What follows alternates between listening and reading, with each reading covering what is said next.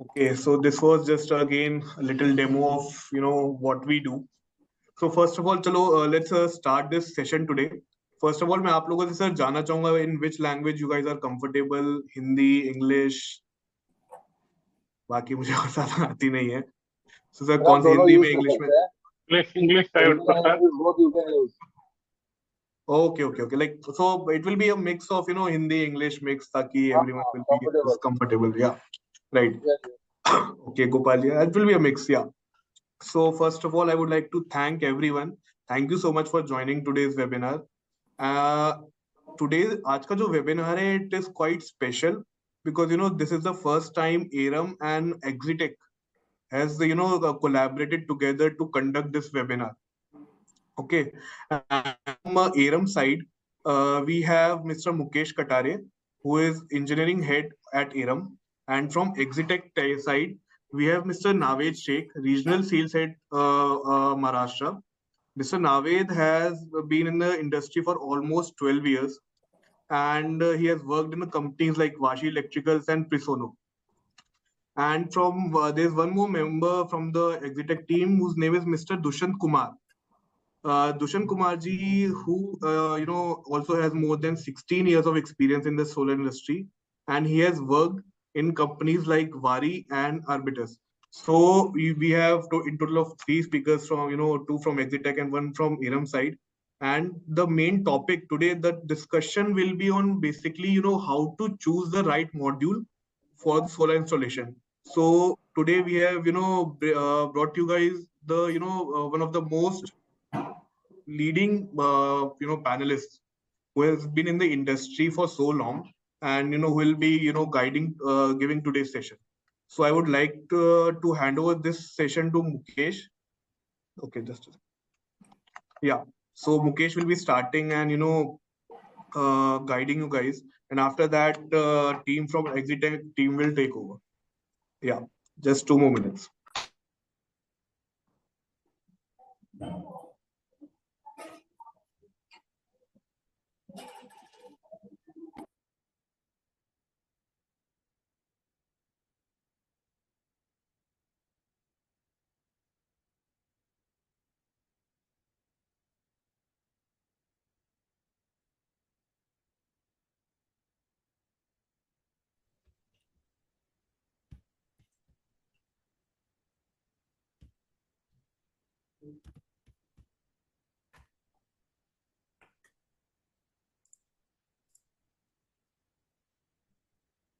Hi everyone.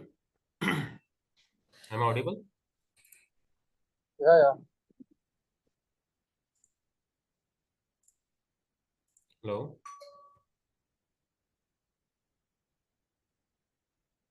Hello. Hello. Yeah, am I audible?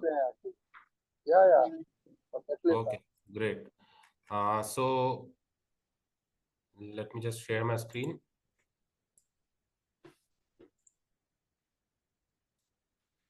Yeah, thank you, Tanmay, for the introduction. So as we discussed, Aram is a one-stop solution, and here we are offering multiple products like solar loans, supply chain finance, uh, quality-related products is like AAA, where we are actually helping EPCs and end customers for to deliver good quality products. In the solar loan, we are actually helping the end customer for the we are empowering them for a better quality of in terms of solar loan journey. And supply chain finance is basically for the EPCs, where in case if they are facing any capital related constraints for the business growth, they can they can opt for the sub services. And apart from this, we have a marketplace जहाँ पर our EPC can come on the platform and buy modules inverter at quite a competitive rates, less like just like a regular marketplace. And after that, we have a market monitoring platform where you can just come on a platform and you can monitor all your entire monitoring your portfolio at a single platform. So instead of having a multiple platform for individual model manufacturer, you can have a single login for all the all the portfolio. आपको इसमें additional कोई device लगाने की जरूरत नहीं है. It's a hardware agnostic methodology where you can monitor the entire portfolio and compare your plant performances as well. Okay. And so as a AAA basically means for ARM asset assurance, so which actually mean quality deliverables. So here as an initiative, we are doing these webinars for it's a series of webinar where we are covering multiple aspects of project. It starts from right design, right equipment selection, right execution, and right monitoring. So in the last webinar, we covered right design, where we understood about on the right parameters of selection of right design. कि अगर design right design होता है तो उसे क्या benefits होते हैं, उसे कमर्शियल बेनिफिट्स क्या है, टेक्निकल बेनिफिट्स क्या है, all this expect we covered in the last webinar. And ये सारा कंटेंट जो है, जो लास्ट वेबिनार में हमने कवर किया था, वो आप यूट्यूब चैनल पे देख सकते हैं. एरम का यूट्यूब चैनल है जहाँ पे ये लास्ट वेबिनार को आप अपना जो जो भी हमने टॉपिक्स कवर किए थे वो you can go and check it out. So in the today's webinar, as we said in the last webinar, we covered the right design part. So today we are going to discuss about the right component selection. As you might be aware, like एक project बनाने के लिए सिर्फ right design important नहीं है, एक right selection of components is also very important. आपने module कौन सा लिया है, inverter कौन सा लिया है, ये सारी चीजें मिलकर एक अच्छा product बनाते हैं. So इसीलिए आज हम लोग मॉनिटर मॉड्यूल्स के ऊपर डिस्कस करेंगे. So these are topics which we are going to cover today. As we all know that market में बहुत सारे टेक्नोलॉजीज हैं सोलर मॉड्यूल की, जैसे टॉपकॉन है, मोनोफेशियल, बायफेशियल, सो इस सब में क्या सब हर मॉड्यूल का एक अलग सिग्निफिकेंस होता है, तो उसके बारे में हम लोग डिस्कस करेंगे. उनकी मैन्युफैक्चरिंग प्रोसेसेस क्या है, उनका क्वालिटी पैरामीटर्स क्या होते हैं, कि हम लोग डिसाइड कैसे करें कौन सा मॉड्यूल कहाँ पर यूज करने वाले हैं, उनमें क्या क्या डिफेक्ट्स हो सकते हैं, क्या उसमें पॉसिबल रिजेक्शंस के चांसेस हैं. तो ये सारी चीजें हम आज कवर करेंगे. एंड एक जनरल समझना चाहता हूँ पहले मैं, जैसे हम कोई भी मॉड्यूल जब खरीदते हैं, सो अपार्ट फ्रॉम ये डिसाइड करने के लिए कि हम वो मॉडल कितने में आता है या उसका प्राइस कितना होता है, उसके अलावा हम लोग और क्या क्या देखते हैं. Can anyone help me to understand कि हम लोग जब कोई मॉडल सिलेक्ट करते हैं, या वारी का, अडानी का, या विक्रम सोलर, कोई भी अगर मॉडल हम सिलेक्ट करते हैं, तो अपार्ट फ्रॉम द प्राइसिंग की यार वो इतने में मिल रहा है या इतने में तो हम लोग से डिसाइड कैसे करते हैं apart from the commercials. Can anyone please help me with this.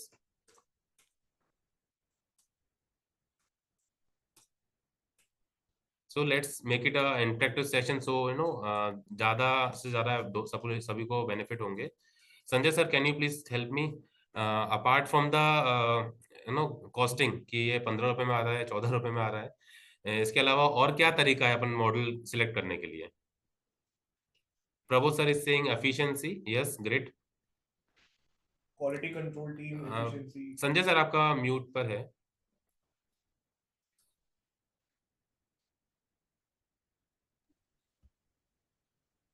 Hello. Yes sir. अभी आवाज आ रहा है मेरा? यस सर, आवाज आ रहा है सर. बेसिकली इसकी प्राइस कॉस्टिंग को तो छोड़ देते हैं. एफिशिएंसी के ऊपर देखा जाता है कितने कितने बस मास के पैनल्स हैं आजकल टॉपकॉन में, और उसमें क्या उसकी क्या रेशो दे रहा है, एफिशिएंसी कितनी दे रहा है. सेकेंडरी इसमें क्लाइंट की उसकी क्लाइंट्स के बारे में भी सोचा था कि क्लाइंट्स की क्या उसकी लीड है. बेसिकली वो कौन से ब्रांड में जाना चाहता है. ये नहीं कि मैं अपनी मर्जी से ही नहीं जी मैं तो यही दूंगा आपको. तो क्लाइंट को भी सोचा जाता है कि क्लाइंट की क्या सोच रहा है, क्योंकि आजकल मार्केट में नई क्लाइंट्स भी बहुत जगह गूगल करके सर्च करके 10 संजय जगहों से वो सर, चीज सॉरी पता टू करता है. इंटरप्ट यू इन तो बिटवीन, उनको भी आपका समझना आवाज भी थोड़ा कम आ जरूरी है. Sanjay sir, sorry to interrupt you in between, आपका आवाज थोड़ा कम आ रहा है, और आपका जो आप एक्सप्लेन कर रहे हैं वो काफी इंटरेस्टिंग है, तो थोड़ा सा वापस रिपीट कर सकते हैं. हाँ, बेसिकली एफिशिएंसी तो एक नंबर वन पे आ ही गया. एफिशिएंसी भाई उसकी सभी पैनल्स की एफिशिएंसी क्या है. तो मोनो पैनल देना है, मोनो फेशियल देना है, और वो फेशियल देना है, या आजकल टॉपकॉन जा रहा है. टॉपकॉन की परफॉर्मेंस उन एज कम्पेयर अदर पैनल की एफिशिएंसी ज्यादा है. सेकेंडरी कस्टमर की भी उसकी डिमांड को देखा जाता है। ये Yes. नहीं कि मैं सोचूं कि मुझे तो वारी का प्राइस कम मिलेगा, इसकी ठीक है तो मैं इसको दे देता हूँ। तो कस्टमर भी आजकल बहुत जगह गूगल करके बैठा होता है, सब चीजें देख के बैठा होता है। तो उसकी भी समझनी पड़ती है क्वालिटी भी, उसको क्या चाहिए, उसके हिसाब से ही कितने उसका स्टेज देखा जाता है कि कितने स्टेज में है। और जैसे लास्ट टाइम आपने एक ही बताया था कि भाई उसका सनशेड नहीं आना चाहिए, शेड नहीं आना चाहिए कहीं से भी, बहुत चीजों के बारे में आपने डिस्कस किया था। तो वही चीज, सब चीजें देखी जाती है कि भाई उसके हिसाब से उसको कस्टमर को सजेस्ट किया जाता है। बाकी और भी लोग अपने अपने इनपुट्स रख सकते हैं। Thank you Yes, so sir. Much. Great. Thank you, sir. I'm not able to host. So anyone else want to add few Hi, more sir. points? Sir Hi, Vishwajit. Hi sir. So मुझे जितना पता है, मैं पहले output calculate करना चाहूंगा, मतलब जितना लोड है उस हिसाब से उसके पावर आउटपुट जो लिखा होता है वैट आवर में पैनल का, तो उस हिसाब से उसकी क्वांटिटी और उस हिसाब से जितना स्पेस अवेलेबल है वहाँ पे उस हिसाब से बाइफेशियल लगाना है, तो वो उस हिसाब से कैलकुलेट हो जाएगा। Okay, great, great. So काफी लोगों को काफी कुछ आइडिया है already. So I was just thinking कि ज्यादातर लोग एक्चुअली अभी जो एक्सपीरियंस है, कुछ लोग अभी सिर्फ टेक्नोलॉजी पे जाते हैं, लाइक हाँ कस्टमर ने क्या बोला है कि customer if customer is need कोई specific make, then they can go with this, और else they can go with the pricing और may be the based on the availability of the product. ये सारे फैक्टर्स हम लोग को ना ultimate सबका ऑब्जेक्टिव यही है कि एक अच्छा प्रोडक्ट डिलीवर हो कस्टमर के पास, right?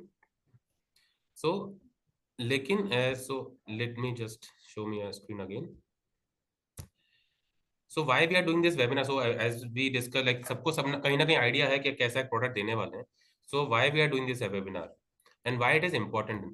So as we all know that अभी हर कोई climate change के बारे में बात कर रहा है. People who are in Mumbai, so उनको कल समझ में शायद आया होगा why climate change is important. और जो हो रहा है एक्चुअली, सब लोग पूरा मुंबई डूब गया था, एक दिन की बारिश में पूरा मुंबई डूब गया था कल.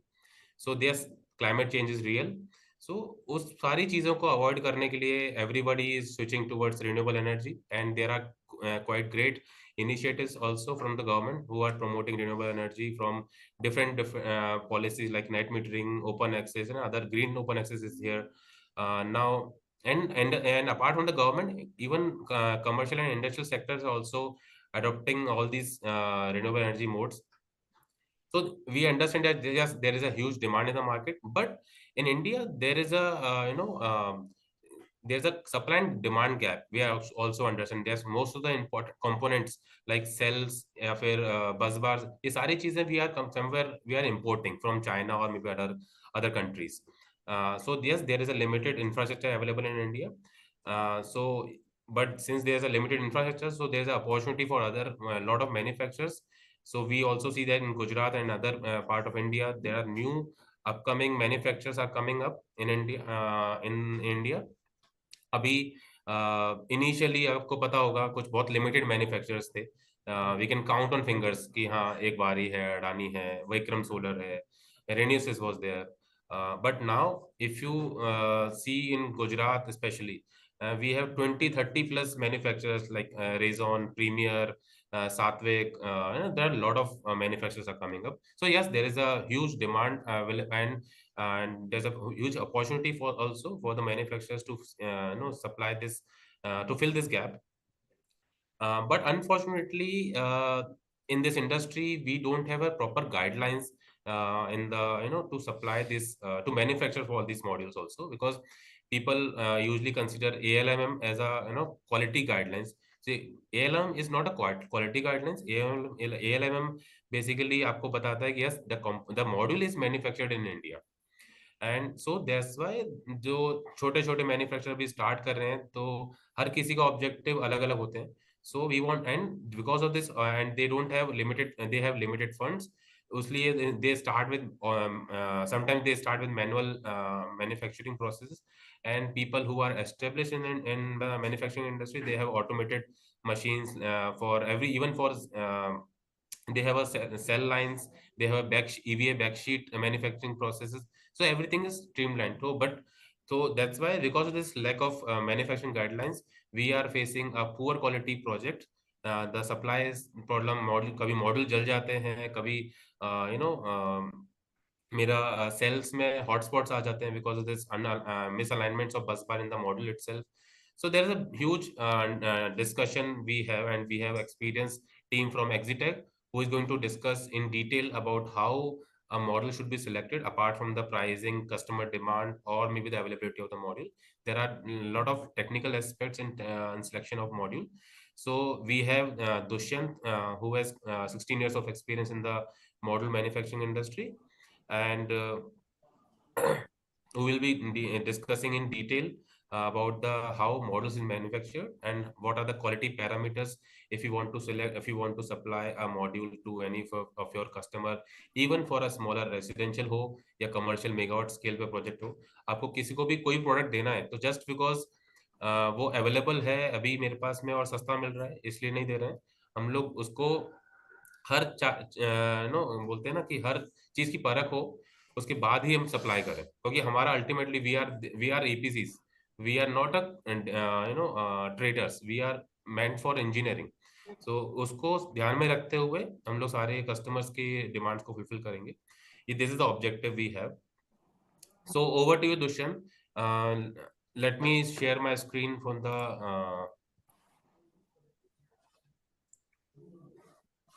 and as we discussed about this ALMM, so I guess everybody is aware, but still let me just explain what is ALMM. So recently ALM was a approved list of manufacturers and modules. So under this policy, as a government initiative, the projects where the customer wants to take benefits of government policies like net metering or subsidy or open access, Kusum Yojana, now all these government initiative, अगर कोई customer या EPC लेना चाहता है तो उसमें कोई भी इंपोर्टेड मॉड्यूल यूज नहीं कर सकते हैं. We have a list of modules जहां पर जो गवर्नमेंट वेबसाइट पे मिल जाएगी आपको. Currently there are closely 90 plus manufacturers available in the ALMM list, जो आप चेक कर सकते हैं और and you can buy this modules and supply. Apart from this, in case if you are planning for imported models like Trina, जिनको जे, वो आप use कर सकते हैं, बट आपको ये बेनिफिट्स नहीं मिल पाते. That's the only major challenge. Okay Dushyant, over to you. Good evening, everyone. Am I audible to you? Yes, Dushyant, you are audible. Okay. So this side, Dushyant, technical representative of Exitech Energy India. Let me first introduce the company. Exitech Energy is the subsidiary of Exitech Germany, which is specialized in solar module technology. Unfortunately, today our sales colleague, Mr. Navid, is not present. So let me hand over this introductory part to Mr. Siom ji, who is the sales representative for Exitech Energy India. Hi, Shivam. Hello, everyone. So basically, we'll start with the introduction of Exitech India. It's 100% owned by Exitech Germany, and we are having more than 10 plus subsidiaries worldwide, and we are present in more than 90 plus countries for the last 25 years. If you will look into the panel selection part, the quality and the criteria that everyone should look into is a major part. Now we will start with the Exitech thing.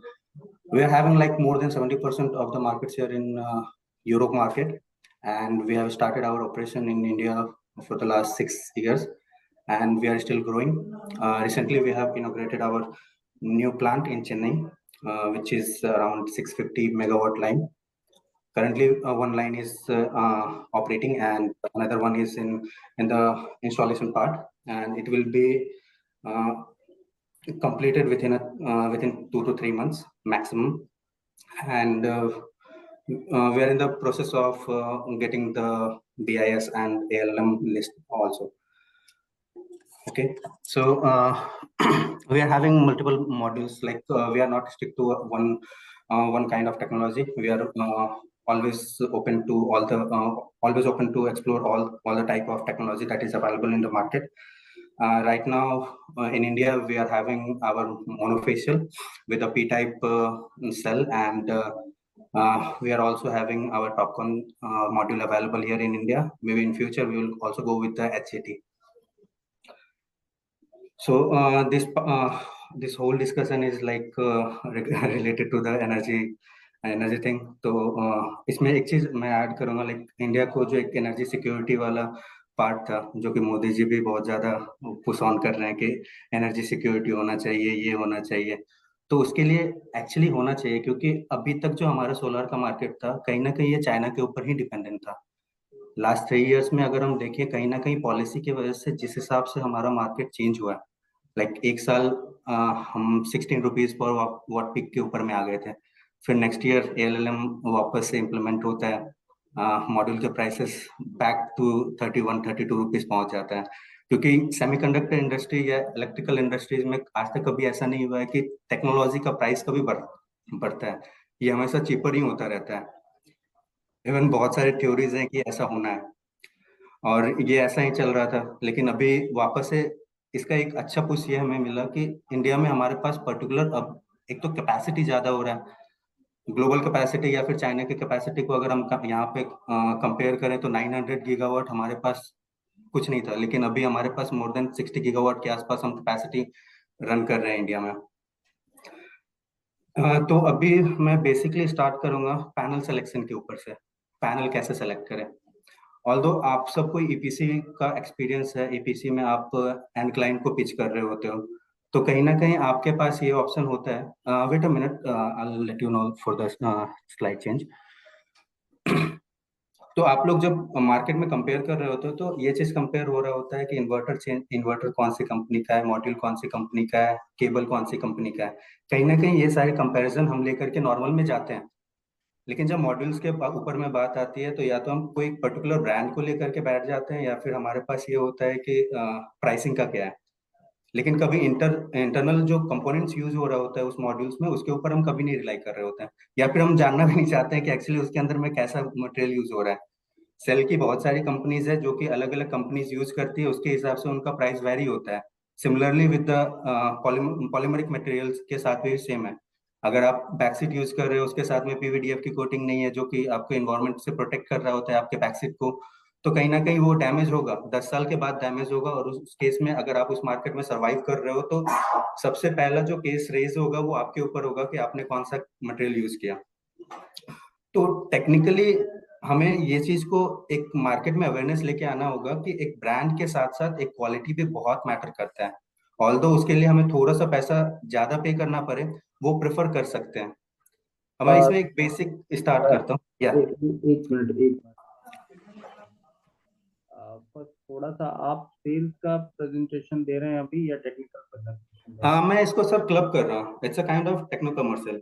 हमें इसको न club करने से अच्छा है कि आप पहले सेल्स का दे लीजिए, फिर टेक्निकल हो जाए, या टेक्निकल और सेल्स दोनों एक में मिक्स करिए, क्योंकि देखिए अब अगर आप सेल्स में हैं तो ये तो ऑब्वियस होगा कि फुल नॉलेज आपको टेक्निकली तो नहीं होगा, अगर है तो ठीक है आप ही कर सकते हैं दोनों, बट पार्ट पे समझ जाइए, हमें कुछ भी नहीं समझ में आएगा। इस तरीके से आप सेल्स वाला भी पार्ट एक ही में और टेक्निकल वाला भी समझा देंगे, कुछ पल्ले ही नहीं पड़ेगा किसी को भी।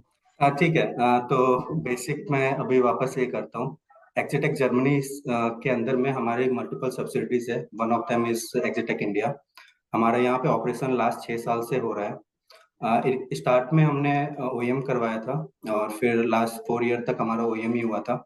फिर हमने फाइनली डिसाइड किया कि यहाँ पे हमें एक मैन्युफैक्चरिंग प्लांट चाहिए। ऑल्दो मैन्युफैक्चरिंग प्लांट और क्वालिटी का एक कोरिलेशन नहीं होता है, क्योंकि हमारी टीम जहाँ पे भी मैन्युफैक्चरिंग हो रही होती है, सारी मैन्युफैक्चरिंग लाइंस पे हमारी ही टीम बैठती है, वहाँ पे जाकर के हमारा मैन्युफैक्चरिंग होता है, एंड क्वालिटी कंट्रोल जो टोटल गाइडलाइंस है एक्जिटेक जर्मनी की, उसको ही हम फॉलो करते हैं यहाँ पे। तो उसके हिसाब से हमारा जो रिजेक्शन होता है वो ज्यादा होता है, एंड कहीं ना कहीं क्वालिटी वहाँ से हमारा मेंटेन होता है। हमारे पास अभी करंट में मोनोफेशियल में P टाइप में N टाइप में दोनों टाइप के मॉड्यूल्स अवेलेबल है। मोनो में हमारे पास मोनोफेशियल एंड बाइफेशियल दोनों अवेलेबल है, जिसमें transparent and glass to glass दोनों अवेलेबल है। प्लस टॉपकॉन में भी हमारे पास बैक सीट के साथ में तो अभी हम नहीं कर रहे हैं, लेकिन हमारे पास ग्लास टू ग्लास में अवेलेबल है, जो कि हम यहाँ पे मल्टीपल हमारे ओईएम पार्टनर्स हैं जिनके थ्रू हम ओईएम करवाते हैं। हमारा यहाँ पे कैपेसिटी लाइक पिछले साल भी काफी था, अभी हमारा इस साल का टारगेट है अराउंड 300 चेयर के आसपास का हमारा टच करना है। ओके, अभी अपने अप्रूवल्स कौन कौन से हैं, कौन से मतलब आईसी के सारे सर्टिफिकेट्स हमारे पास अवेलेबल हैं, बीआईएस वगैरह जो भी रिक्वायरमेंट्स होती है एज ऑफ नाउ मार्केट्स के लिए, वो सारे सर्टिफिकेट्स हमारे पास अवेलेबल है। एलएम कब तक अप्रूवल हो जाएगी? एलएम में सर अभी हार्डली 2 महीने का टाइम लगने वाला है, क्योंकि हमारा सारा कुछ अभी एक किसी ने बात किया था, उन्होंने बोला कि एलएम इज नॉट टेक्निकल, मतलब ऐसे नहीं बोल सकते कि वो टेक्निकली वेरीफाई करता है कि पैनल कंपनी सही है या नहीं सही है। बेसिकली सर एएलएम जो है ना, ये एक हमारा ये एक ऐसा आप बता पाएंगे ये जो देखिए टेक्निकल वाला अगर बता दे तो बढ़िया है, अगर आप पूरा डिटेल बता पाएंगे, क्योंकि हम लोगों को भी कंफ्यूजन है। आप जैसा आपने बताया तो उस हिसाब से हमारे पास भी ये है कि ठीक है, आपसे ही पता चल पाए कि क्या इसका बेसिक पड़ना है वर्किंग का। सर एएलएम दो टाइप, एएलएम में 2 लिस्ट है, एक एएलएम लिस्ट 1 है, एक एएलएम लिस्ट 2 है। एएलएम लिस्ट 1 जो है ये मॉड्यूल्स के लिए, सोलर मॉड्यूल्स के लिए है। एएलएम लिस्ट 2 सोलर सेल के लिए, जो कि 2026 से इम्प्लीमेंट होगा। एएलएम लिस्ट 1 में जो भी मॉड्यूल्स लिस्ट हो रही है, इसका एएलएम सर्टिफाई होने का मतलब क्लियर ये होता है, एक पर्टिकुलर मॉड्यूल का मॉडल एक पर्टिकुलर फैक्ट्री से बनने के लिए अप्रूव्ड है। ठीक है, ये एएलएम का पार्ट होता है। ठीक है, जिसमें हमारा यहाँ पे हम इस तरीके से होता है कि इसका एक बेसिक क्राइटेरिया ऐसा होता है कि एएलएम के जो वहाँ पे ठीक है, ये समझ गया। गवर्नमेंट ऑफिशियल्स होते हैं, वो फैक्ट्री विजिट करते हैं, सारी चीजें मे बी ये वेरीफाई करने होगा के बाद ये करते हैं। हाँ, apart from the verification of the particular module, they also verify the capacity. So what the exact capacity of the plant which is operating. Okay. So LMA is basically for the capacity approval and the model approvals, that this module can be manufactured at this capacity in this plant. ठीक है sir. Yeah, excuse me. Yeah. Hello. हाँ Yes, sir. बताएं। थोड़ा सा ये भी बता दीजिए, तो जैसे ब्रीफ अबाउट जो टेक्नोलॉजी जैसे चेंज हुई, जैसे टेक्निकल ये सारे लोगों को, हम लोगों भी जैसे एम आई ऑडिबल? हाँ सर, बिल्कुल हाँ, जैसे पॉली मान लो आया, फिर मोनो आया, फिर लेट्स सपोज बाइफेशियल, या जो ये ट्रांजिशन हुई है ना, और ये glass to foil and glass to glass का डिफरेंस क्या होता है? ओके, तो सबसे पहले बेसिक जो सोलर पैनल बनना था वो अर्थ पे यूज होने के लिए नहीं बना था। एक 90-60 से लेके चलते हैं, एक शॉर्ट टर्म 2-3 लाइन का होने वाला है। ये बेसिकली सैटेलाइट्स वगैरह के लिए बना था, फिर हमने इसको अर्थ पे यूज करना स्टार्ट किया।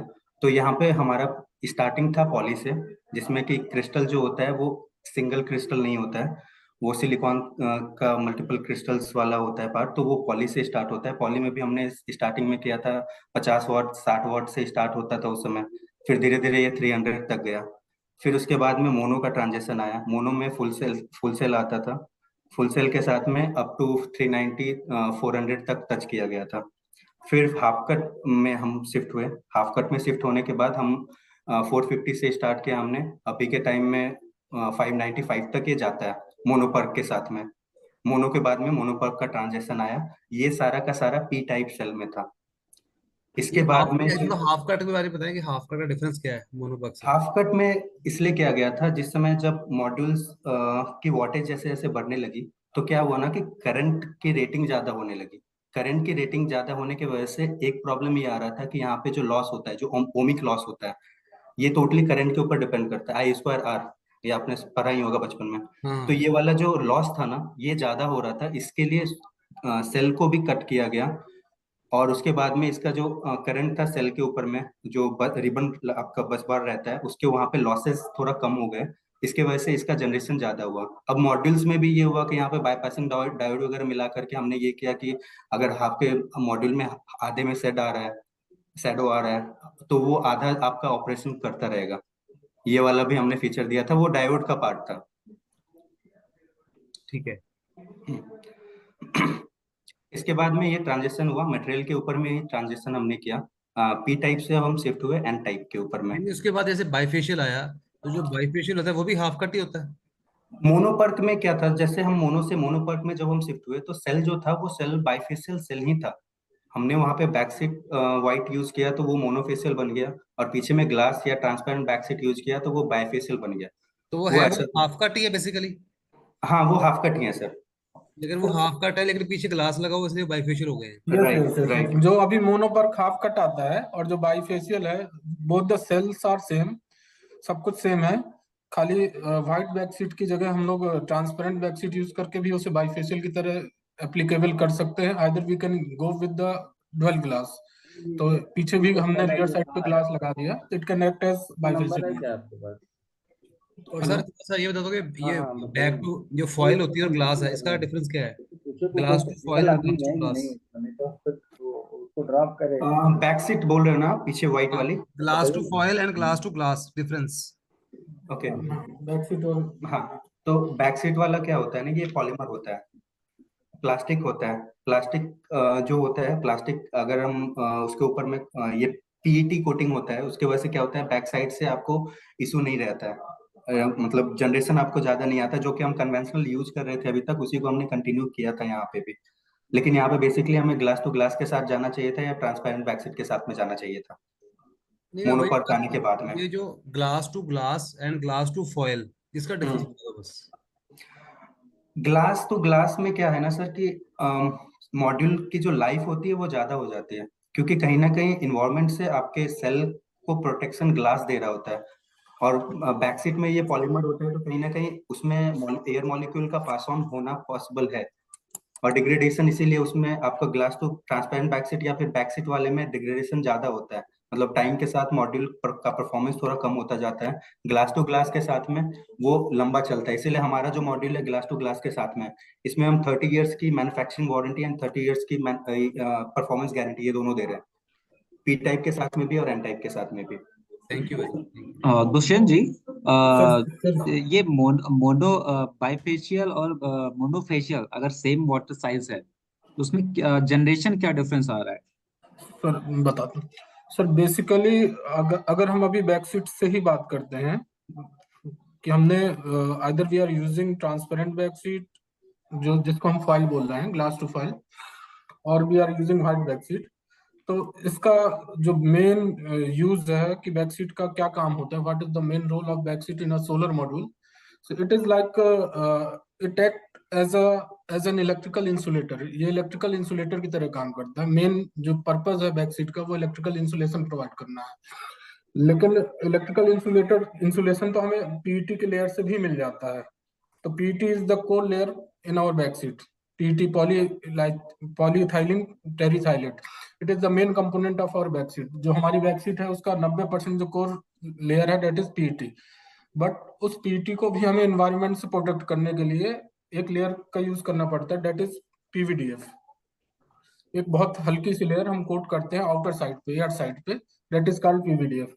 तो बैकसीट इसके बाद भी बैकसीट में लेकिन फेलियर है, ऐसा नहीं है। If the environment condition is too harsh, there are some failures, degradation भी देखने को मिला।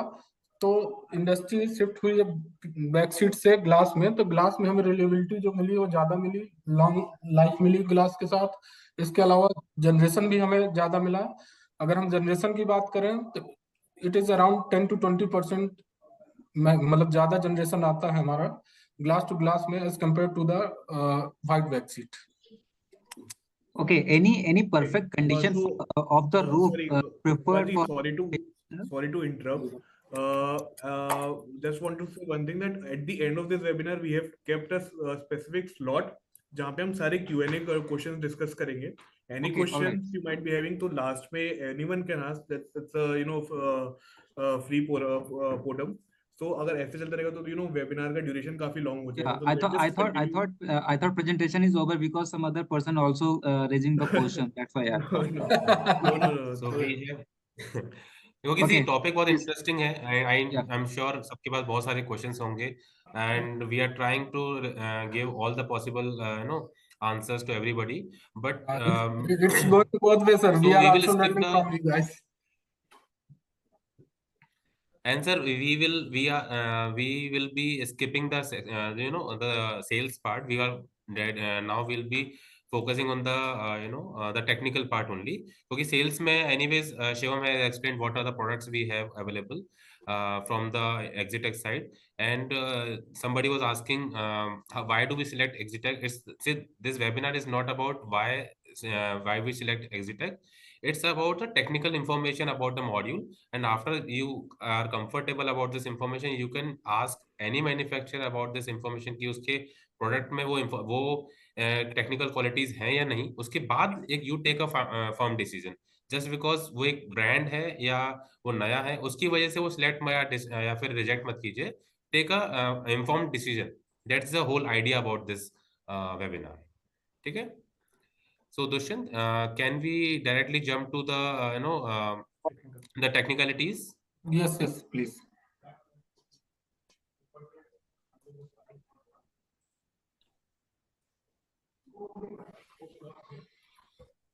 So these are the products which we had.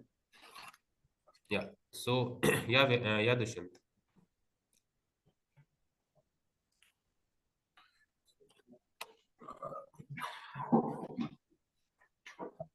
Can you please switch to different PPT? It's like it's basically routine of our product engineers which are present during the production. So I don't think it's quite on the quality from our quality team in the manufacturing part.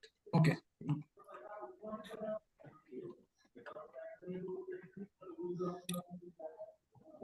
So as you can see here we have made a PPT.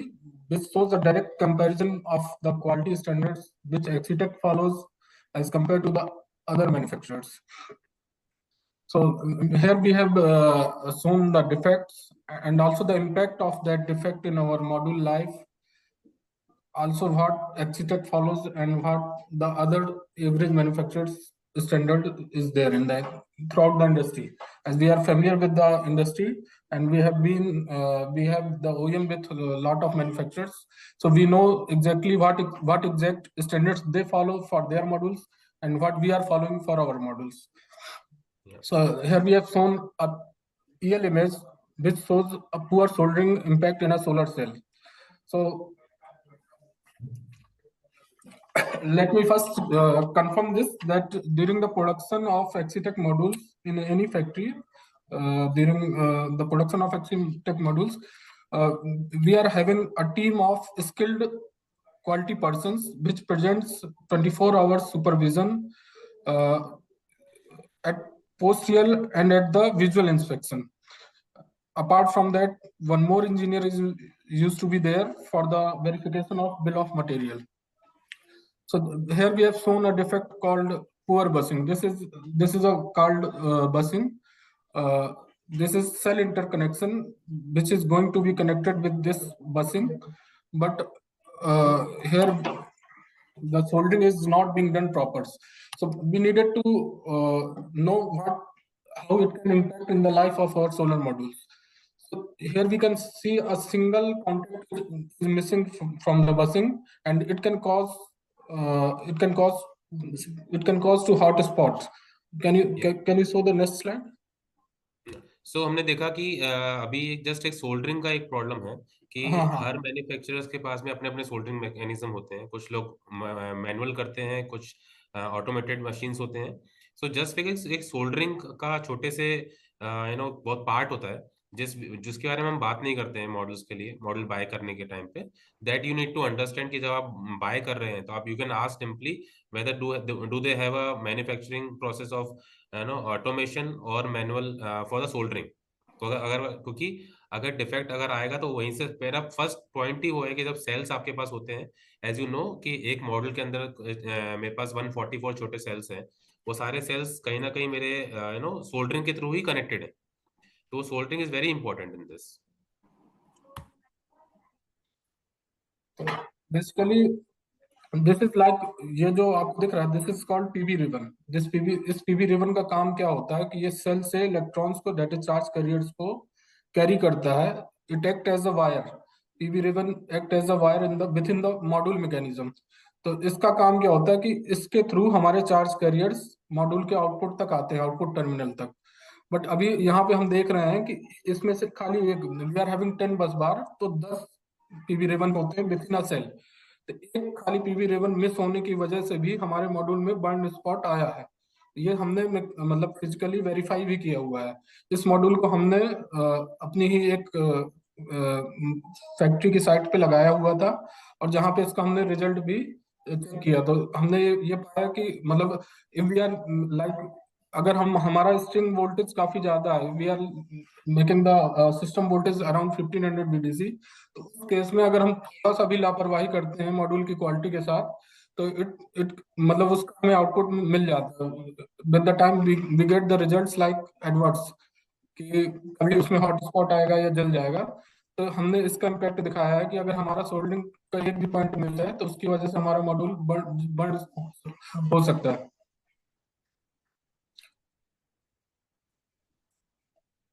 The same, this is called PV ribbon है।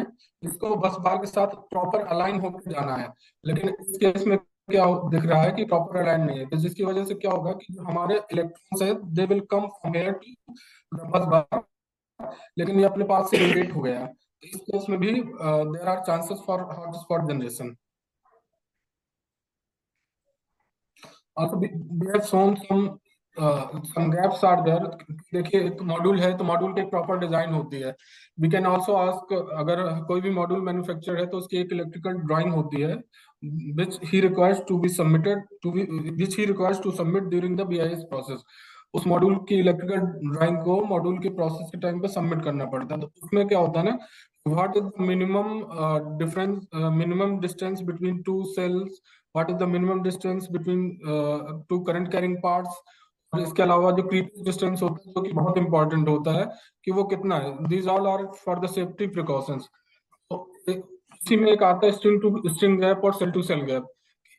किसी दो cell के बीच में gap कितना होना चाहिए, किन्हीं दो स्ट्रिंग्स के बीच में कितना गैप होना चाहिए, तो ये सारी चीजें आती हैं जो कि इलेक्ट्रिकल ड्राइंग के साथ मिलता है। और इलेक्ट्रिकल ड्राइंग हर मॉड्यूल मैन्युफैक्चरर जब वो अपना BIS करवाता है तो उसको सबमिट करता है, and that electrical drawing is as per IC standard. तो होता क्या है कि अगर स्ट्रिंग टू स्ट्रिंग गैप अगर हमारा 0.5 mm से कम है, तो देयर आर चांसेस कि वो आपस में इलेक्ट्रोमैग्नेटिज्म की वजह से शॉर्ट हो जाए। तो जो हमारा स्टैंडर्ड है वी फॉलो 1 mm, लेकिन लोग 0.2 mm 0.3 mm, इवन इंडस्ट्री में ऐसे भी लोग हैं जो पीछे से खाली दे यूज टू पीछे से लाइट मारते हैं, देखते हैं कि नहीं लाइट पास हो रहा है तो गैप है और ये मॉड्यूल चल जाएगा। But it should be as per IC standard. IC ने कुछ स्टैंडर्ड बनाए हैं, उसको फॉलो करना चाहिए। हम लोग तो दुष्यंत जी, मुझे on behalf of the the team मुझे एक क्वेश्चन पूछना था। जैसे कुछ मैन्युफैक्चरर्स, अभी इंडियन मैन्युफैक्चरर्स के आई एम टॉकिंग अबाउट, उनके पास BIS सर्टिफिकेशन है और IIC सर्टिफिकेशन नहीं है, ठीक है? और तो is it equivalent to IIC, या उनका क्वालिटी और IIC क्वालिटी के कंपैरिजन में क्या बोल सकते हैं? क्योंकि देखिए 0.1 mm और 0.2 mm का वेरिएशन एक डिटेल इंजीनियरिंग करेंगे तो हम चेक कर सकते हैं, बट मेरे पास अगर मैं 100 किलोवाट का मॉड्यूल डिसाइड कर रहा हूँ, मेरे पास 500,000 मॉड्यूल्स हैं, so I will not be able to check कि यार कौन सा 1.1 है 0.2 है, प्रैक्टिकल प्रॉब्लम है। So I will go naturally by the certifications the product manufacturer have. So which one is as a thumb rule, क्या बोल सकते हैं इसको? सर देखिए, certification is based out of the sample modules. उसमें हम 22 samples बनाते हैं, सबमिट करते हैं, और वो सैंपल्स आदमी बहुत ज्यादा अटमोस्ट केयर के साथ बनाते हैं। जो भी मैन्युफैक्चरर है they is to make with utmost care कि वो सैंपल्स फेल नहीं हो सकते। One more part is that कि जो BIS की टेस्टिंग है और जो IC की टेस्टिंग है दैट इज सिमिलर।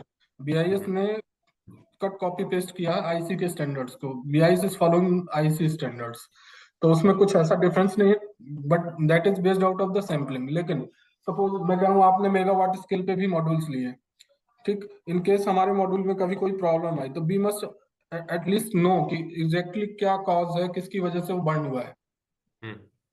वो पता होना चाहिए। तो in that case we can check, क्योंकि अगर 1 मेगावाट मॉड्यूल्स लिए तो सारे तो नहीं जलेंगे, अगर 5 पैनल जलते हैं या 6 जलते हैं तो एटलीस्ट उस टाइम पे हमें ये क्राइटेरिया वेरीफाई कर सकते हैं। या बीच बीच में हम सैम्पलिंग प्लान करके, अगर हम 1 मेगावाट मॉड्यूल मंगाते हैं तो इट इज आवर जॉब कि हमें कुछ उसमें से एक सैम्पलिंग प्लान के हिसाब से हमें उसका at least visual what we can test is like visual and VOC, तो वो हमें चेक करना चाहिए। Okay, so as a standard process, अगर मैं एक क्वांटम मॉड्यूल्स आपसे किसी से भी बाय कर रहा हूँ, आई शुड बिल्कुल visit the facility and check the at least एक सैंपल हाँ हाँ 4 हाँ सर, मॉड्यूल 5 मॉड्यूल चेक करना बिल्कुल sir, at least and if you can not I should visit ask for factory. The FTR हाँ आल्सो ना। हाँ हाँ, yes sir, if you can not visit factory when modules come to your site you must have the visual checkup and the VOC with the multimeter also you can have. That okay, is a suggestion from our side to all the EPCs कि अगर उनके पास module आते हैं तो उनको एक मतलब एक कोई भी वो सैम्पलिंग प्लान बना सकते हैं, उसके हिसाब से at least minimum quantity they must inspect. Okay, अभी सर बहुत से केसेस ऐसे भी आ रहे हैं कहीं पे कि we are also looking after the complaints कि जंक्शन बॉक्स भी उल्टे लग गए हैं, तो ये सारी चीजें भी हो रही हैं। तो वो सारी चीजें अगर हम विजुअल करेंगे तो we can check at that time only. तो सर हमने यहाँ पे ये actually sir you can share this PPT with all the members.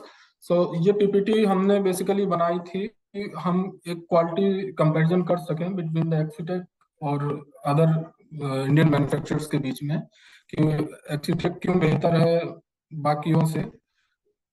इसमें कुछ अभी टेक्निकल और मैकेनिकल स्पेसिफिकेशन भी कुछ बता सकते हैं क्या? मतलब ऐसे भी चल सकते हैं हम लोग? सॉरी, कुछ अपना टेक्निकल और मैकेनिकल या इलेक्ट्रिकल स्पेसिफिकेशन अपना जो प्रोडक्ट हम लोग बना रहे हैं, अगर हम एक पैनल की बात करें 22 540 या 550 जो भी है, तो उसके हिसाब से कुछ बता सकते हैं क्या कि कैसे दूसरे से डिफरेंट है या क्या अच्छा है इसमें?